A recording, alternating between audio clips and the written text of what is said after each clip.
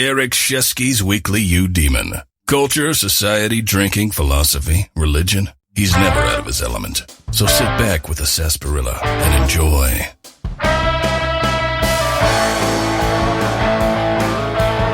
Episode 62. I mentioned last week that I would do a podcast segment that just goes through 20 or 30 dates that you should know in order to get a general historical perspective. Well, that idea was well received based on what I heard. So that's what I'm doing this week. But I'm not doing 20 or 30 dates. That's just going to be overwhelming and I don't think necessary yet. I'm going to do 10 dates, or actually 10 years. I don't really care about specific dates, just years and things happen that I think are significant for getting a fragile historical sense. I don't know, I was trying to come up with an analogy what this would be like. I think if you memorize these 10 years and understand why I selected them, you'll get like an arm around history, kind of like one of those great big balls you sit on to develop your core, but like 10 times bigger but lighter. You kind of get your arms around like maybe a fourth of it, you can kind of carry it. That's kind of how I envision what I'm doing here, giving you one of those great big exercise balls that you hold on to and you can kind of carry it and wobble with it a little bit. In the future, I'll try to flush it out and add more dates and kind of give you some handles to go on the ball and give you a firmer grip. But that's kind of what we're doing today. Okay, a couple of ground rules. First, I'm going from 1300 BC to 1492 AD. That's not all historical time. Yeah, I guess historical time starts around 3000 BC, but I'm not gonna go there. Let's face it, this is a Western-centric podcast, which makes it Judeo-Christian. I'm most interested in about 1300 BC, which is Moses.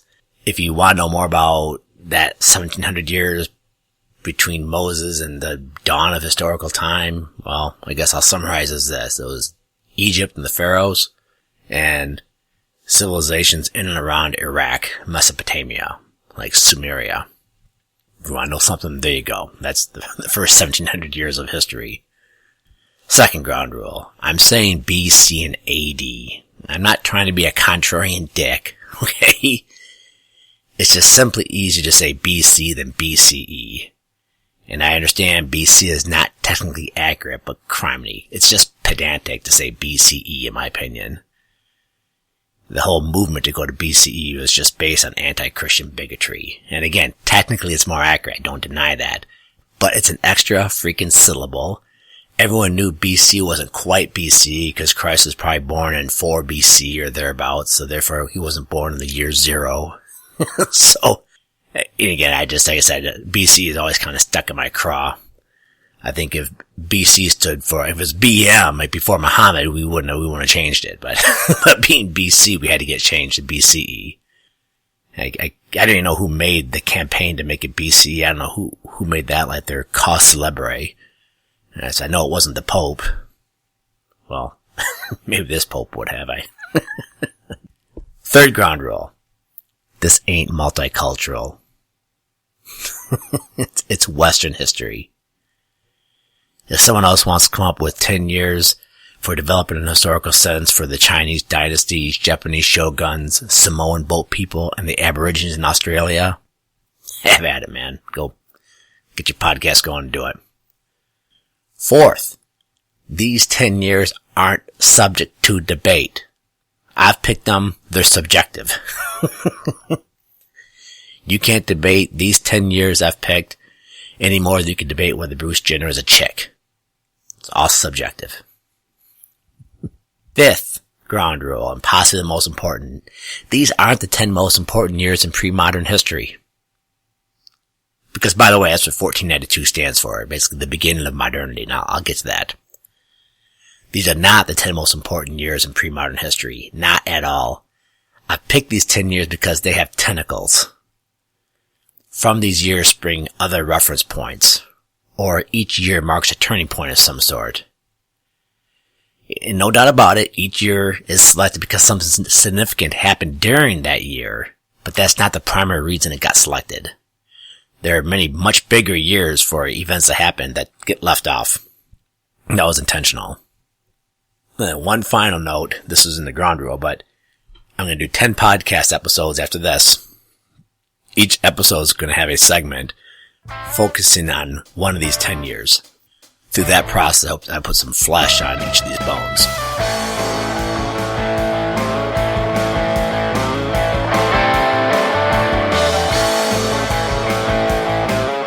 First, I'm just going to read off the years. 1300 BC, 589 BC, 399 BC, 27 BC, 313 AD, 622, 1000, 1274, 1453, 1492. Now let's have at it. Okay, leading it off is 1300 BC. This is when Moses leads the Israelites out of Egypt. Okay. Historically speaking, we don't even know that Moses existed. And we sure as heck don't know the exact date. Last week, for instance, I referenced 1200. That was the old Will Durant date I had taken from Will Durant's excellent 11-volume History of the Western Civilization. It appears now the consensus is more closer to 1300, so that's what I'm going to use. Probably should use 1250. Doesn't really matter. But from this date, when Moses, 1300, Moses leads the Israelites out of Egypt to go to the Promised Land, Israel. So from this date, you have the establishment of Israel, which leads pretty much to the entire Old Testament, including Samson, David, Solomon, the prophets, all those crazy cats. So if you know 1300 BC, you have a fix on Egypt at its greatness, albeit on the verge of decline, and you have a solid reference point toward the beginning of the Old Testament. 586 BC, the fall of Judah to the Babylonians. This is what's known as the Babylonian captivity. It's also my personal term for my marriage. Just kidding, sweetheart. So 586, the Israel born of Moses was finished. In episode 61, I talked about the age of ecumenical empires and its importance, how it changed Western civilization's entire mental landscape. It brought Stoicism, Gnosticism, Christianity. But I personally start the date of the ecumenical empires to 586. The Babylonian Empire is pretty big. Not really an ecumenical empire like Persia. So that's technically the old Persian Empire, the one of the Zoroastrians. They're the ones that dethroned the Babylonians. That was really the first ecumenical empire. And they actually let the Jews return to Jerusalem in 539.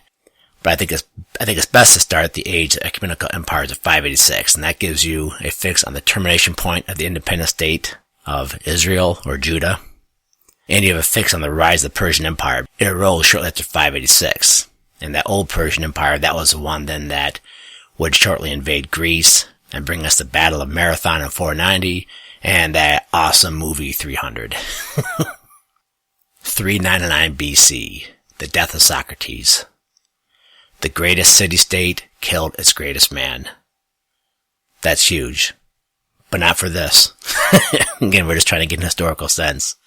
What's important here is that 399 is one, easy to remember. That's partly why I picked it. But it also fixes us at the end of the golden age of Greece. Athens had reigned supreme in the 400s. It lost to Sparta in the Peloponnesian War, so it's on definitely a decline. Big time. And it brings us to the verge of the destruction of classical Greece in general. Socrates taught Plato. Plato taught Aristotle. Aristotle taught Alexander the Great. And Alexander the Great would end the Greek city-states and bring in the greatest ecumenical empire of the age, prior to Rome. Next, 27 BC. Think Toga. Well, think Augustus. A man named Octavius became Caesar. He became the first emperor of Rome. He didn't take that title. He called himself the first citizen, I think, but everyone knew he's the emperor. He is the man. With Octavius starts the Pax Romana. That's the Roman peace. Rome's civil wars were over. People from Julius Caesar and for the next, 30 years had vied for power through some pretty massive civil wars. Those are done. An era of peace came in with Octavian, or with the first Augustus Caesar, and it would last for over 200 years. the Mediterranean Sea was calm, cleared of pirates, trade and commerce could take off vibrantly. It's a big freaking deal. And if you know 27 BC, you have a fix on many things. The end of the Roman Republic, the start of the Roman Empire. Rome was nearing its zenith, which would reach under the Emperor Trajan. And the world was on the eve of Christianity. Okay, now we enter Common Era, CE, or Annus Domini, Year of Our Lord, 313 AD, the Edict of Milan. You're probably thinking, what, Shesky? You skipped the year of Christ's birth. You heathen pig. Well, yeah, as I've emphasized, this isn't a list of the 10 most important dates for years in history. Although the year of Christ's birth, which is undetermined by the way, would be useful because it puts us near 1 AD, I'm hard put to think how it gives us a fix on other surrounding historical events. I mean, the Pax Romana was in full swing. As I've pointed out previously, I think the Pax Romana was providential. It was intentional. It allowed the good news to spread. But that's about it. Pax Romana before Christ, Pax Romana after Christ. I'm not sure there's a whole heck of a lot to report that would give you an historical sense. Again, plenty of things are going on, but not so much to give an historical sense. So yes, I'm skipping over the birth of Christ. Going 300 years later to the Edict of Milan, where Emperor Constantine said, the persecution of the Christians stops now. This ain't gonna happen anymore. And it stopped and allowed Christianity to thrive. This year 313 then gives you a fix on the rise of Christianity as a social norm. So if you know 313, you know the end of paganism and the rise of Catholic institutions, whether it's the papacy as a civilizational force or monasteries or whatever it is. 313 is huge to get that historical sense of when Europe took a decisive turn. 622 AD. This is Muhammad's flight to Medina, where most scholars say Islam really started. The Hijra, I believe is how it's pronounced. Hegira. After this, Islam spread quickly. I mean, it freaking ran the table militarily. It routed everything before it. Huge swaths of the Middle East and Northern Africa were Muslim within years. I don't know, 10, 15 years. It was unbelievable, the force that came out of Arabia. People were just absolutely shocked, by the way. I remember one historian explained that, like, it was the people of the Middle East and Europe and Asia, Africa, they would have been as shocked as we would have been, say, in 1900 to have Eskimos just pour out of the North Pole and take over all of Canada and northern United States. It was just like, WTF, well, we didn't think anything was even in Arabia, much less these freaking tough warriors and this bizarre new creed of theirs. And it was just like it took the world by force. It was shocking. And it's a crucial date to remember, 622. If you have that, you have a fix on the rise of Islam, which is huge. And you have a fix on the start of the Dark Ages. And that's really the reason I picked it. I gotta take a detour, but it's a crucial detour. The Dark Ages didn't start in 476. As I've pointed out in my earliest podcast episodes, that's the official fall of the Roman Empire, and we know that did not happen. All that happened in 476 is that the administrative control passed from Italy to Constantinople. 100% of the Roman Empire was controlled directly from Constantinople. That's all that happened in 476. No Western emperor at all. Who at that point was pretty much subordinate to Constantinople already anyway, but no matter. The Roman Empire continued for hundreds of more years, not just in Constantinople, but also in Western Europe. As I pointed out, if you talk to a citizen, say, in 620 in France, you go to Lyon and talk to some French peasant there and said, "Yay, where do you live?" He said, "Oh, I'm part of the Roman Empire." That's how he would have responded. But with the rise of Islam and them taking over the grain supply out of northern Africa, which the Roman Empire relied on heavily, them crushing trade throughout the Mediterranean, it shut down commerce in Western Europe. That's when the Dark Ages really kicked in. I'm not saying things weren't kind of slipping before that, and this podcast can be long enough as it is, but suffice it to say, when the administrative center was eliminated out of Italy and went to Constantinople entirely. So did tax revenues. So did other important things. It'd be like what would happen in Northern Virginia today if Washington, D.C. was moved to Colorado. Northern Virginia is extremely wealthy, which should bother you, by the way. If you've ever watched Hunger Games and understand the geography of the Hunger Games, it should bother you that Northern Virginia is so freaking wealthy. All it's doing is living off revenue from the hinterlands. But anyway. If that were to happen, I mean, that whole area, that geographic region all around Washington, D.C. would take a big economic hit and things would kind of feel like a dark ages. So things were sliding after 476. But not like people thought for years. It was in the 600s when Islam disrupted trade, took over the grain supply out of northern Africa. That's when the dark ages kicked in full bore. So by understanding 622, you have a fix not only on the rise of Islam, you also have a fix on when the Dark Ages really began. By 650, Dark Ages were in full swing. The year 1000, Stephen crowned King of Hungary. That was pretty much the last domino to fall. All of Europe at that point, with the exception of a few areas in the far east of Europe, were now Christian. Two of the three great forces that had menaced Europe and made the Dark Ages especially dark, the Vikings and the Magyars, had now converted to Christianity or were part of Catholic Europe. The third force, by the way, that harassed Europe was the Muslims, and they didn't convert to Catholicism. But by knowing 1000, you have a fix on the end of the Dark Ages and the rise of what is properly considered the Middle Ages. They had relative peace at this time, and it gave rise to the prosperity that would culminate in the Age of Discovery, when European navigators started going around the globe, and the domination of Europe over the rest of the world, colonization. You can pretty much go back to 1000 and be like, when that last domino fell, pretty much all of Europe was Catholic, and relative peace. They kept warring among themselves, but not the same scale. These weren't pagans versus Catholics. These were all Catholics kind of fighting each other, and it gave rise to a general sense of peace and the flowering of the Middle Ages. I also like the year 1000 because it's easy to remember. It's not often you get like a historical reference point like that. Next up, the year 1274. This marks the death of everyone's favorite proto-postmodernist, Thomas Aquinas. As I've mentioned many times, words failed Thomas Aquinas at the end of his life. They couldn't capture what he saw in his mystical visions, so he fell silent. But that's not why I pick it. I picked this because Thomas Aquinas was the man. He built an edifice of reason that would inform Catholic civilization to this day, Catholic thought just in general.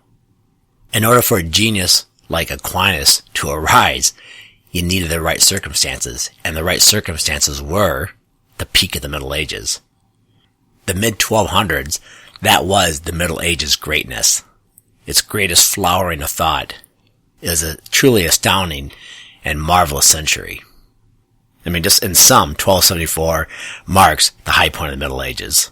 And then Aquinas died, and after him, Europe started a long decline that today is symbolized by the European Union.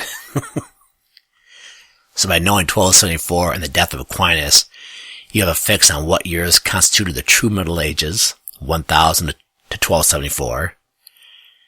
You have a fix on the coming of the late Middle Ages and all the problems associated with it. The Black Plague, the 100 Years' War, the Avignon exile, the papacy, and many other unfortunate things.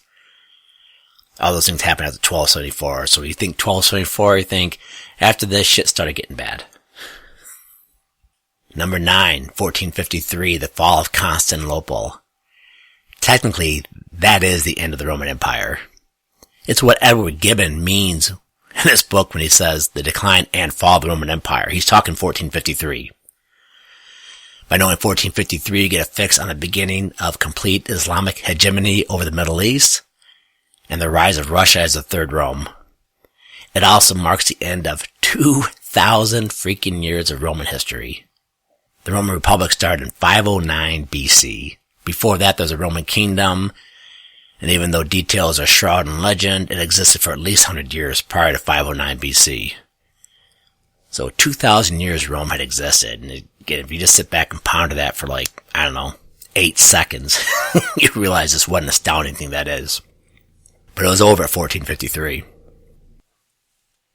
Alright, number 10, 1492, Columbus. I think I can just leave it here.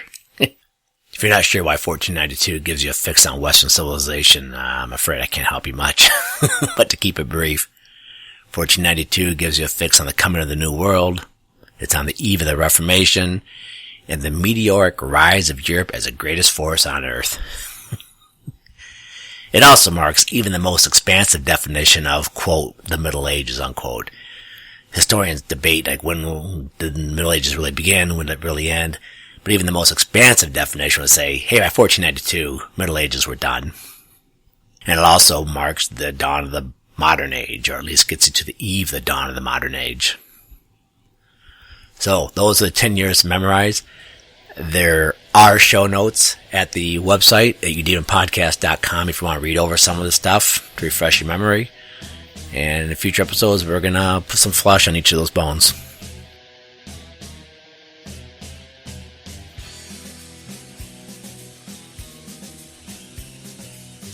Alright, let's do some lightning segments. Coronavirus. What the freak is going on? I'm not sure anyone knows. I saw a bizarre story a few days ago about the giant Chinese internet company Tencent. I'm probably not pronouncing that correctly, but they post infection figures 10 freaking times higher than official counts that the Chinese government were releasing. No one knows it was a fat finger typo type thing, or whether someone is trying to send a message that this is really, really freaking bad. And it apparently happened 3 times. You may want to ask yourself, so why does the Chinese government even keep figures on this at all? I mean, they're obviously trying to cover up how bad it is. I'm not sure it's as bad as Tencent implied with those 3 releases of those greatly elevated numbers. But why keep statistics at all? I mean, they gotta know there's a good chance someone's gonna leak them to the outside world, and people will see the truth about your country. Yeah, I know, you're probably thinking, well, it could just be a matter of responsible governing. But think about, what does that really mean? The government requires statistics to govern? And yet we know statistics are fraught with problems from start to finish. Methodology, the assembly, the interpretation. It's all whacked. Statistics are highly questionable. Yet the government apparently has to rely on them. And so I guess I'd suggest this is Shesky's rule for when government gets too big. You know, in the past I've said, citing Bill Kaufman, that government's too big if someone's making rules for you that doesn't know you. Doesn't know you personally. I'd say here's another good test. Government is too big when it needs statistics to govern. If your government needs statistics to govern, it's too large, it's too centralized. Time to break it apart. You go to smaller units of government. Statistics, Murray Rothbard once said, are the eyes and ears of the state. So I have little doubt the Chinese government assembles statistics more eagerly than Harvey Weinstein assembling chicks during casting tryouts. Speaking of which, did you see those naked court drawings of Harvey Weinstein? I did. I'm still blind. So I'm having dinner with Marie at a local restaurant last week. A girl, I don't know, 10, 11, 12 years old, came in and started going up the tables asking people to buy candy bars for her charity fundraiser. It took management about 5 minutes to tell her to leave. And I saw her get into someone's car, I'm guessing it was her mom's car, and drive away. Now, I was just dumbfounded at the audacity. Walking into a restaurant, bothering people during their drinks and the meals, asking them to buy these candy bars. And I told Maria, I said, yeah, I actually used to. I said, normally like those fundraisers. It only costs $1 or $2. And the kids are putting forth a little bit of effort for charity. And Maria's just like, you do know, right, that those boxes come from Sam's Club? You can just go to Sam's Club, get one of those boxes that are marked charity, rip off the lid, charge double or quadruple, whatever it is, $1 or $2, and I think they probably cost 50 cents per candy bar in these charity boxes, and right away you look like you're selling for charity.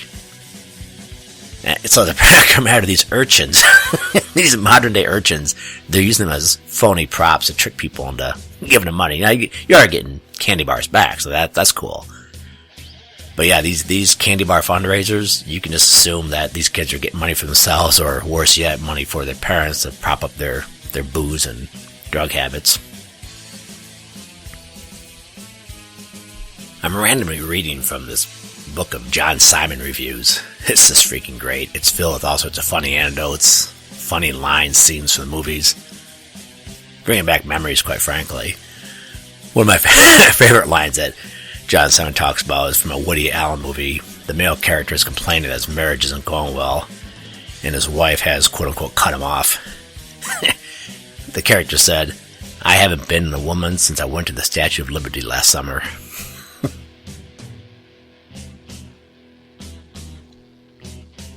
I tell you what, though, man, that John Simon was brilliant and biting. I just learned a couple of days ago that he died in November 2019, age 94. He was a theater reviewer for New York Magazine for a long freaking time, something like 30 years. He was finally fired for his politically incorrect commentary and, let's face it, kind of unkind comments that offended the actors on pretty much every freaking level. Politically, artistically, emotionally. John Simon was the kind of guy who wouldn't shrink from reviewing actresses' looks. I remember years ago reading them, and he compared an actress's breast to rotten vegetables. When she wailed her objection, John Simon said, "Hey, if you don't want me to review them, don't bear them." The guy also had a mastery of the English language. I mean, he had an absolutely freaking massive vocabulary. While I was listening to his obituary, the New Criterion actually read his obituary as a podcast episode. It's kind of a unique idea. But I learned in the obituary that English was his second language. And actually is his fifth language. The fifth language he learned. I was just shocked. It's unbelievable. I mean, I'm guessing like if you're a linguist, you could probably, read his prose and discern, okay, this guy is not a native born English speaker. But man, I've been reading him off and on for over 30 years, and I hadn't a clue that this guy I figured he was like Oxford educated, born, went to Eton. But no, fifth language. Another thing from that obituary that fascinated me, one of John Simon's final venues was his own blog, and it was financially underwritten by Yoko Ono. Now, for those who aren't aware, Yoko Ono was John Lennon's second wife. In the early 70s, they were like the poster children of the revolutionary left. And John Simon? Not so much. I mean, I don't know much about his actual politics, but culturally, he was fiercely conservative, and I gotta believe politically he was too, but I don't know about his politics. I know his conservative sensibilities is one reason New York Magazine fired him. And I think it's one reason he was the movie reviewer for William F. Buckley's National Review for many, many years. That's where I used to read him. To learn that Yoko Ono financially underwrote John Simon's blog, on the surface that'd be like, George Clooney's widow underwriting Gavin McInnes.